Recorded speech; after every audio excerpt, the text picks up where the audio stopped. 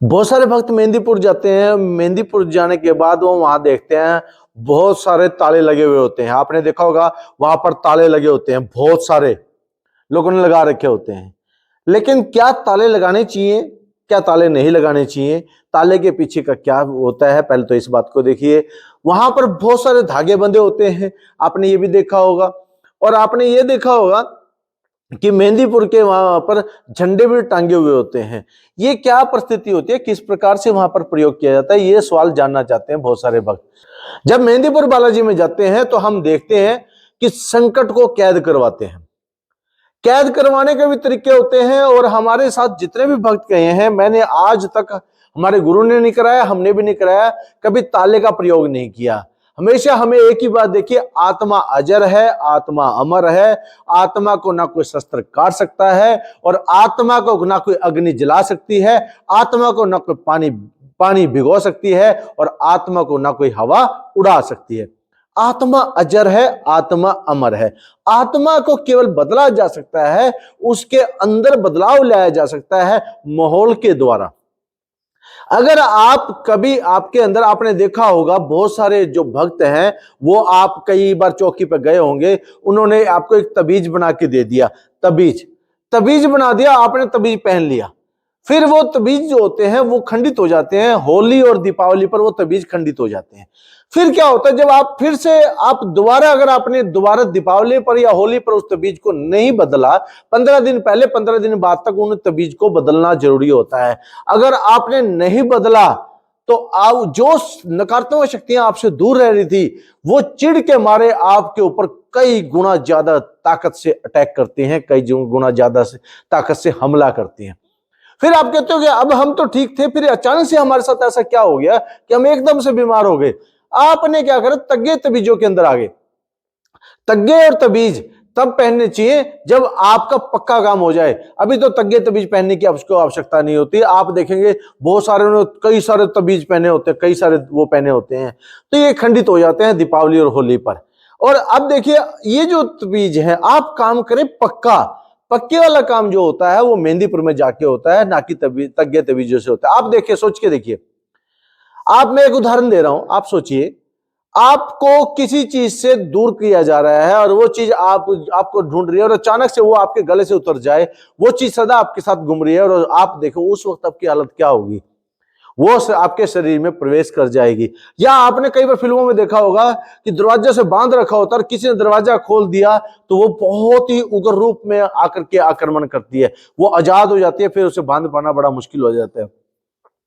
ये तग्गे तवीज का काम होता है। आप जब मेहंदीपुर में जाते हैं तो मेहंदीपुर में इस तरह के काम नहीं करने चाहिए। मेहंदीपुर के अंदर जैसे आपने ताले के अंदर किया, किसी ने वारने के बाद ताला लगाया और चाबी फेंक दी, तो उस प्रकार से आपको ताले के अंदर बांध जाता है। आपको लगता है कि आप कैद कराए, आप वहां पर कैद करा के तो आए एक बार, तो थोड़े समय के लिए कैद हो, लेकिन दोबारा नहीं गए तो, क्योंकि आत्मा कभी भी इस तरीके से कैद नहीं होती। आत्मा अजर है, अमर है। आत्मा को केवल समझाया जा सकता है। आत्मा को कैद कराएं तो ऐसी जगह पर कैद कराएं। कहां कैद कराना चाहिए? बालाजी महाराज के यहाँ पे कैद नहीं कराते। वहां पे बालाजी महाराज तो यहाँ पे केवल आप प्रार्थना कर सकते हैं। भैरव बाबा के यहाँ पे कैद करा सकते हैं, प्रेतनाथ सरकार के यहाँ पे कैद करा सकते हैं, आप समाधि वाले बाबा के यहाँ पे कैद करा सकते हैं, यहाँ पर शिवजी भगवान के यहाँ पे कैद करा सकते हैं, काली माता के यहाँ पे कैद करा सकते हैं, पंचमुखी बालाजी के यहाँ पे कैद करा सकते हैं, शमशान भैरव के यहाँ पे कैद करा सकते हैं। यहाँ पर जहां पर यह कैद हो सकते हैं, लेकिन भूल कर ध्यान रखिएगा, यहाँ पे कैद हो सकते हैं लेकिन थोड़े समय के लिए। ये फिर आप जैसे प्रार्थना करेंगे, दरखास्त लेंगे, फिर से वापस वहीं चली जाएंगी जहां पर कैद किया हुआ है। तो यहाँ पर कैद करवाया जा सकता है, लेकिन आप ताला लगाएंगे, ताला लगा करके आप देखेंगे वो भी कैद हो गया। आप बहुत सारे भक्त मेरे से कह रहे थे हम ताला तो लगाए, ताले से बांध आए। मैंने कहा और भी ज्यादा परेशान हो, बहुत ज्यादा परेशान हो रहे हैं। भाई बहुत ज्यादा परेशान ही होंगे आप, आपने ताला किया। आप सिंपल सा एक काम करें, अपने स्वरूप जो है नारियल के अंदर देंगे, आप 10 रुपए ले, अपने ऊपर से उभारे, क्योंकि आपके शरीर के ऊपर चीज बैठी हुई है, और उसके बाद नारियल ले, 10 रुपए ले, और उसके बाद कहें कि बाबा यहाँ कैद हो जाए, अगले गेड़े आऊंगा मैं बात करूंगा। 3 महीने तक वो कैद वहां रहेगा। 3 महीने तक वो माहौल देखेगा, वहां देखेगा मार पड़ रही है मेहंदीपुर के अंदर, संकट पिटे जा रहे हैं। तो वो जैसे घर जाएगा तो घर में जैसे आपकी 11 दिन अखंड ज्योत जलती है, घर पे जाके देखता है तो घर पे भी मार पड़ रही होती है, तो वो वहां पे भी देखता है मार पड़ रही है। वो सोचता है कि इससे तो घर में क्या है, वहां पे 56 भोग मिलता है खाने को, वहां पे मार भी पड़ती है, वहां पे हवन मिलता है उनको। आपने देखा होगा समाधि वाले बाबा के अंदर हवन हुआ करते थे। मेहंदीपुर के अंदर भी श्री हनुमान चालीसा का हवन होता है, और हवन होता है तो उन्हें हवन से शुद्धिकरण प्राप्त होता है, उनके विचार बदल जाते हैं, वो बदले की भावना से दूर हो जाते हैं, वो डरती हैं। आत्माएं किससे डरती हैं? जबकि आत्मा तो स्वयं आत्मा है। आत्मा डरती है तांत्रिकों से, तंत्र क्रिया से। कई बार आपने ऐसा देखा होगा, ऐसे संकट होते हैं जो शरीर पर आते हैं, और आने के बाद से वो जब कोई पूछता है बताओ कौन है, वो बोलता नहीं है, मार खाता रहता है, आंखों में आंसू आते रहते हैं।